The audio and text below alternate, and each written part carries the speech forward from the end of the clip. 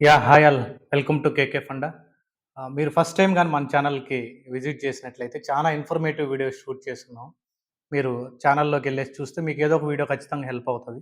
అలానే సబ్స్క్రైబ్ చేసి చానా మందికి షేర్ చేయండి. ఎందుకనంటే అట్‌లీస్ట్ 1 ఆర్ 2 పర్సన్స్‌కైనా యూజ్‌ఫుల్ అవుతది. ఈరోజు మన మెయిన్ కంటెంట్ వచ్చేసి చాలామంది ఫేస్ చేస్తా ఉంటారు. ఇంటర్వ్యూ కాల్స్ వస్తా ఉంటాయి. కానీ ఇంటర్వ్యూ షెడ్యూల్ అవ్వడం లేదు.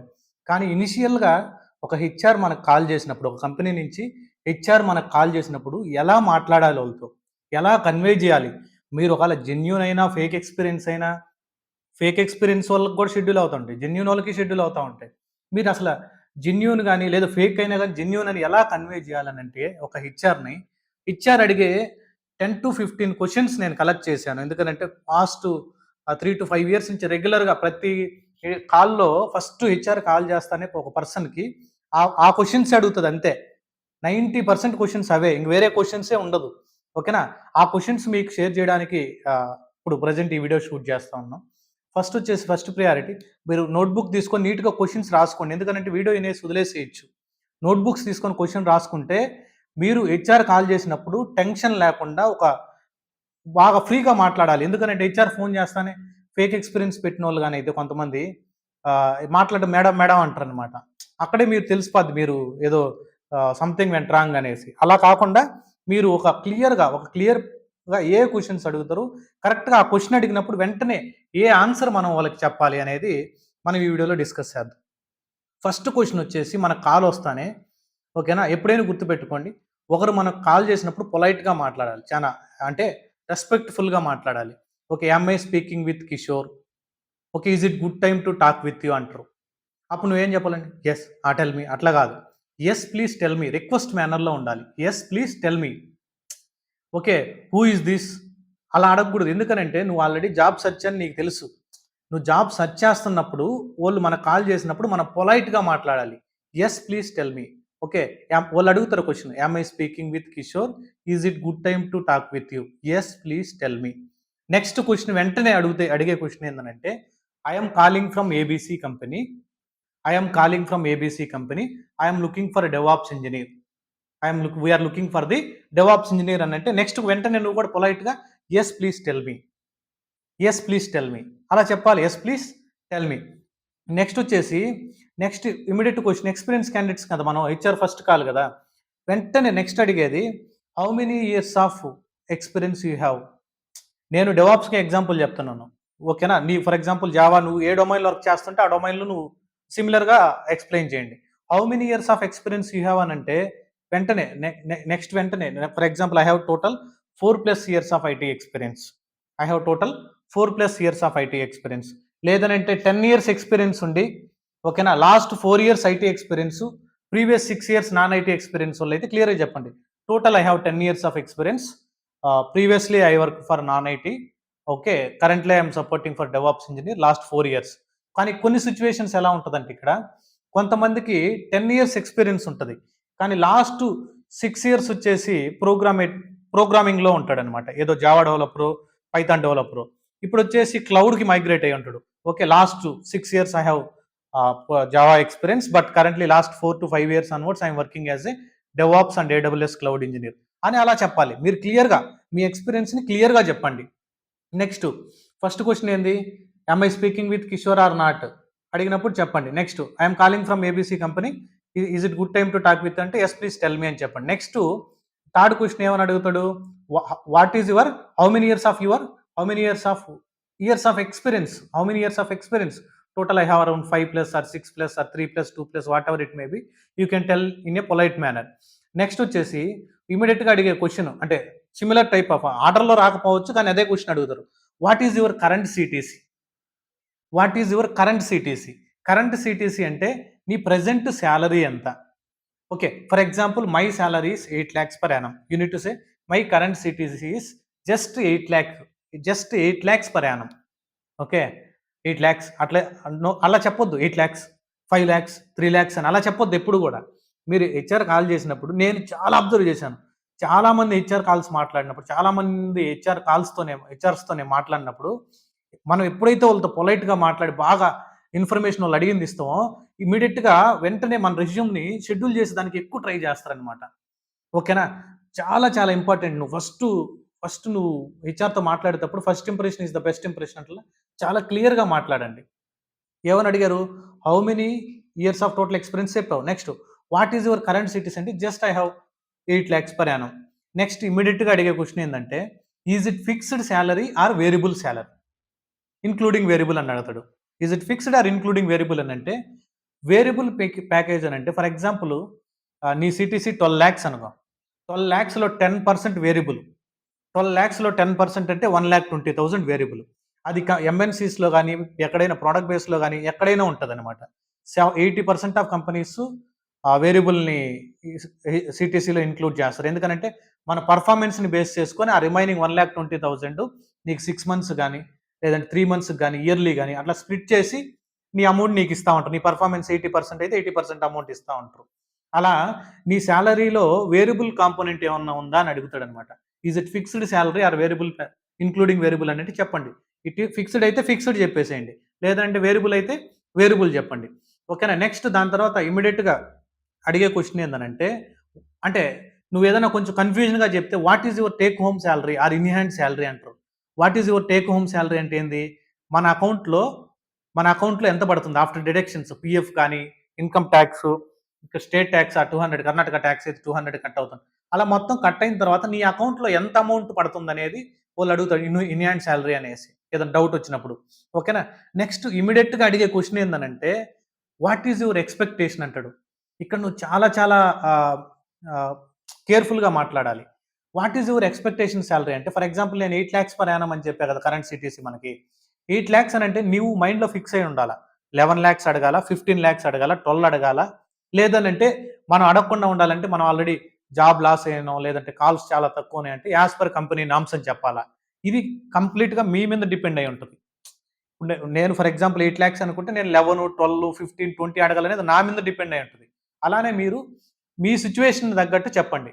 Okay. As per company norms I will agree అనంటే వోళ్ళు 30, 40, 50% ఇచ్చేదానికి గూడా ఓకే అనమాట. కొన్నిసార్లు 10%, 20% గూడా నిన్ను ఆపుతారనమాట. అటువంటప్పుడు నువ్వు కౌంటర్ ఆఫర్ చూపిచ్చేసి నువ్వు ఆహ్, నెక్స్ట్ ఎక్స్‌ట్రా అడిగేదానికి చాలా పాసిబిలిటీస్ ఉంటాయి. అవి కౌంటర్ ఆఫర్ గురించి నేను నెక్స్ట్ తర్వాత వీడియోస్ చేస్తాను. నెక్స్ట్ 8-12 లాక్స్ అడిగామనుకో ఫర్ ఎగ్జాంపుల్. ఇమ్మీడియేట్‌గా నిన్నేమన్నా అడుగుతాడంటే, ఈజ్ ఇట్ నెగోషియబుల్ అని అడుగుతాడు. ఈజ్ ఇట్ నెగోషియబుల్ అంటే ఏమన్నా తగ్గించుకుంటావా అని. ఇప్పుడు నీ కరెంట్ సిటీసీ 8 నువ్వు అడిగిన సిటీసీ 12 ఓకేనా? వాళ్ళు అడిగే క్వెషన్ ఏంది? Is it negotiable?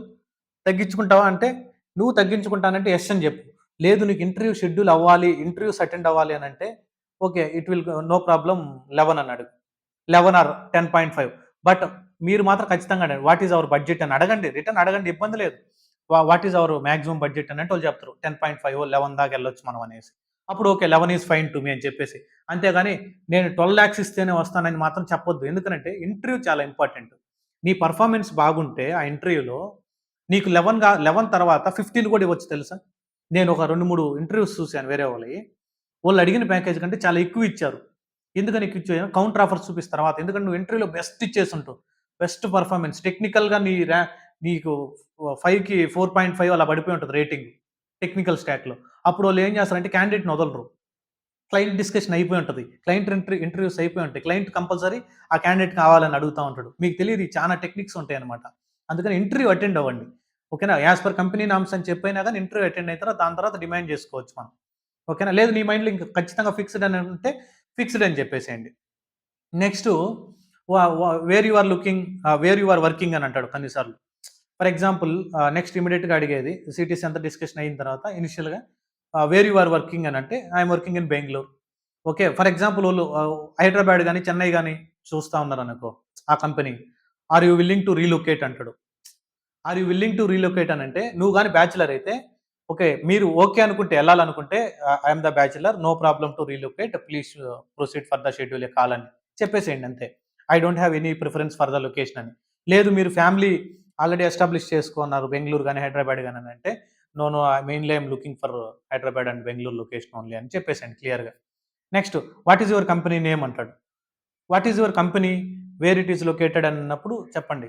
మీరు ఆల్రెడీ రెజ్యూమ్‌లో చాలామంది ఫేక్ చేసేవాళ్ళేందంటే, ఫేక్ ఎక్స్‌పీరియన్స్ పెట్టినోళ్ళు ఎంఎన్‌సీ కంపెనీలు పెట్టుంటరు. వాళ్ళ పేరోల్ కంపెనీ వేరు. Okay. For example I am telling my company name is TCS. For example I'm telling my company name is TCS. Is it permanent or contract అని అడుగుతాడు వెంటనే. ఎందుకంటే నీ రెజ్యూమ్‌లో ఎంఎన్‌సి టీసీఎస్ అని పెట్టుంటావు. కానీ ఇమ్మీడియేట్ జాయినీ అని పెట్టుంటావు. యాక్చువల్‌గా ఎంఎన్‌సిల్లో 2-3 మంత్స్ నోటీస్ పీరియడ్ ఉంటది. 30 డేస్ అని నోటీస్ పీరియడ్ నువ్వు పెట్టుంటావు. అప్పుడు వాళ్ళకి డౌట్ వస్తదనమాట. వాళ్ళు అడుగుతాడు, is it permanent, are you permanent employee or contract employee in the TCS అని అంటే, no, no, no, I am not contract employee or permanent employee of the TCS. TCS is the client. TCS is the client for my payroll. Okay, I am working for some payroll company, ABC company or XYZ company. I am working for ABC company as a permanent employee. From that company, I am working for TCS. TCS is the my client. TCS is the my client. అలా చెప్పండి. TCS MNC okay, వాళ్ళ own projects కూడా ఉన్నాయి కొన్ని. TCS is the my client అని చెప్పండి. అంతేగాని contract అనే వర్డ్ యూస్ చేయొద్దు అసలు. ఓకేనా? లేదు నువ్వు డైరెక్ట్గా పర్మనెంట్ ఎంప్లాయీ అయితే పర్మనెంట్ అని చెప్పేసేయండి. మా క్లయింట్ ఇది, నేను ఈ కంపెనీకి పర్మనెంట్ ఎంప్లాయీ మీనింగ్ ఏంటంటే, ఏ కంపెనీ అయితే నీకు శాలరీ అకౌంట్లో వేస్తుందో ఆ కంపెనీని మనం పర్మనెంట్ కంపెనీ అంటే నీ పేరోల్ కంపెనీ అని కాల్ చేస్తాం. నీ పేరోల్ కంపెనీ అనేసి కాల్ చేస్తాం. నెక్స్ట్ ఇమీడియట్గా what is your notice period అని అన్నప్పుడు 3 months or 2 months or 1 month అని చెప్తా ఉంటాం. Okay, actually my notice period is 2 months. Okay, currently I'm serving the notice period అయితే నోటీస్ పీరియడ్ సర్వే చేస్తున్నాం అని చెప్పేసేయండి. లేదు still I'm not at put the any resignation అంటే రిసిగ్నేషన్ ప్లే చేయలేదని చెప్పండి. అప్పుడు 2 months 3 months అని చెప్పినప్పుడు ఈజ్ ఇట్ నెగోషియబుల్ అంటారు మళ్ళీ. Is it possible to join early, తొందరగా జాయిన్ అయ్యేదానికి ఛాన్స్ ఉందా అని అడిగినప్పుడు నువ్వు చెప్పాల్సిన ఆన్సర్ ఏంటంటే, మీ కంపెనీలో పాసిబిలిటీ ఉంటే చెప్పండి, లేదు అని అంటే ఏం చెప్పాలి? ఓకేనా? No, no, as per company norms I need to serve at least 90 days of my current organization. Okay, it is mandatory. After then I will join into your organization once I got selected అని క్లియర్గా పొలైట్గా request మేనర్లో చెప్పండి అనమాట. ఓకేనా?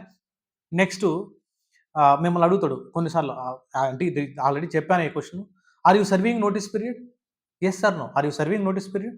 Yes or no. నువ్వు resign చేసి notice period కానీ serve చేస్తుంటే నీ లాస్ట్ వర్కింగ్ డే చెప్పమంటారు. కొంతమంది ఫేక్ ఎక్స్పీరియన్స్ పెట్టిన వాళ్ళు ఏం చేస్తారంటే, yes I'm serving notice period అంటాడు. ఆ కంపెనీ ఫేక్ కంపెనీ పెట్టుంటాడు. Okay, I'm serving notice period, this is the my last working day అంటారు. నేను 2 కేసులు, 1 కేసు ఏమో చూశాను. హెచ్ఆర్ ఏం చేసిందంటే, okay you are serving notice period right, please send me that resignation mail to me. ఆ mail send చేయాలి, at least send me the screenshot అనేసి. ఫేక్ ఎక్స్పీరియన్స్ వాడు ఏం షేర్ చేస్తాడు, వాడు రిసిగ్నేషన్ పెట్టిన యాడ్ షేర్ చేస్తాడు. అప్పుడు వాళ్ళని కాంటాక్ట్ అయ్యి అప్పటికప్పుడే డేట్ లేదో మార్చినట్టు. అది మీరు ముందే ప్లాన్డ్గా ఉండాలి ఏదైనా. ఓకేనా? రిసిగ్నేషన్ మెయిల్ సెండ్ చేయమంటారు. నెక్స్ట్ వచ్చేసి what is your technical stack, ఇది మెయిన్ ఇంపార్టెంట్. మెయిన్లీ వాళ్ళు అప్పుడే అడుగుతాడు, mainly we are looking for Docker and Kubernetes and AWS experience candidate.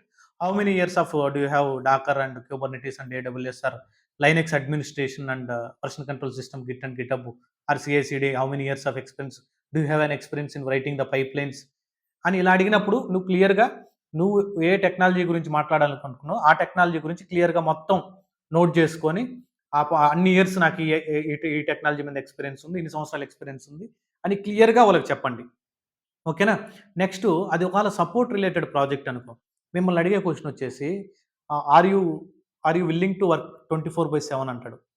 Are you willing to work 24/7 అంటే నువ్వు చెప్పాలి, నీకు నైట్ షిఫ్ట్ అయినా ఓకే అనుకుంటేనే ఓకే అని చెప్పాలి. లేదా I'm only looking for day shift, either early morning or general shift only, I don't want to looking for any night shift అని క్లియర్గా చెప్పండి. ఓకేనా? లేదు ఇంటర్వ్యూ షెడ్యూల్ చేసుకోవాలనుకుంటే yes no problem, please proceed అని చెప్పేసేయండి. ఓకేనా? ఇంటర్వ్యూ షెడ్యూల్ చేయించుకోండి. మనం ఇప్పుడు వరకు మనల్ని హెచ్ఆర్ క్వశ్చన్లు అడిగింది, కానీ మనం రిటర్న్గా ఆ హెచ్ఆర్ని ఏ క్వశ్చన్లు అడగాలి? జనరల్గా హౌ మెనీ రౌండ్స్ అని అడగొచ్చు, ఎన్ని రౌండ్స్ ఆఫ్ ఇంటర్వ్యూ అనేసి. లేదంటే విచ్ టెక్నికల్ స్టాక్ మీరు మెయిన్గా ఫోకస్ చేస్తున్నారని అడగండి. ఓకేనా? నెక్స్ట్ వచ్చేసి క్లయింట్ లొకేషన్ అడగండి. ఎవరు క్లయింట్ అసలుకి? డైరెక్ట్గా మీ కంపెనీ హైర్ చేస్తుందా, లేదంటే మీరు థర్డ్ పార్టీ మీరు ఇంకో కంపెనీకి హైర్ చేస్తున్నారనేసి క్లియర్గా హెచ్ఆర్ని క్వశ్చన్స్ అడగండి. అలా మీకు ఏదైనా డౌట్స్ ఉంటే హెచ్ఆర్ని రిటర్న్ అడగండి క్వశ్చన్ లాస్ట్లో. అప్పుడు ఓకే ఇతను జెన్యూన్ ఎంప్లాయీ, ఇతనికి బాగా ఎక్స్పీరియన్స్ ఉంది, ఏది మాట్లాడినా నువ్వు పొలైట్గా మాట్లాడండి. ఓకేనా? క్లియర్గా మాట్లాడండి. ఓకేనా? ఇవి జనరల్గా అడిగే క్వశ్చన్స్ మనం రెగ్యులర్గా ఫేస్ చేసేది. ఇంకా ఏదన్నా మిస్ అయ్యి ఉంటే క్వశ్చన్స్ మీరు కామెంట్ సెక్షన్లో మెన్షన్ చేయండి. ఓకేనా? అది వేరే వాళ్ళకి కూడా హెల్ప్ అవుతుంది, ఏ క్వశ్చన్స్ మిమ్మల్ని అడుగుతున్నారనేసి. అలానే మన వీడియోని లైక్ చేయండి, ఎందుకంటే చాలా మందికి షేర్ అయ్యేదానికి ఛాన్స్ ఎక్కువ ఉంటుంది. అలానే సబ్స్క్రైబ్ చేసి ఆ బెల్ ఐకాన్ని ప్రెస్ చేస్తే నెక్స్ట్ వీడియో ఏదైతే అప్లోడ్ చేస్తానో అది ఖచ్చితంగా మీకు రీచ్ అయ్యేదానికి ఛాన్స్ ఉంటుంది. ఓకేనా? Thank you guys, thanks for watching. Bye bye.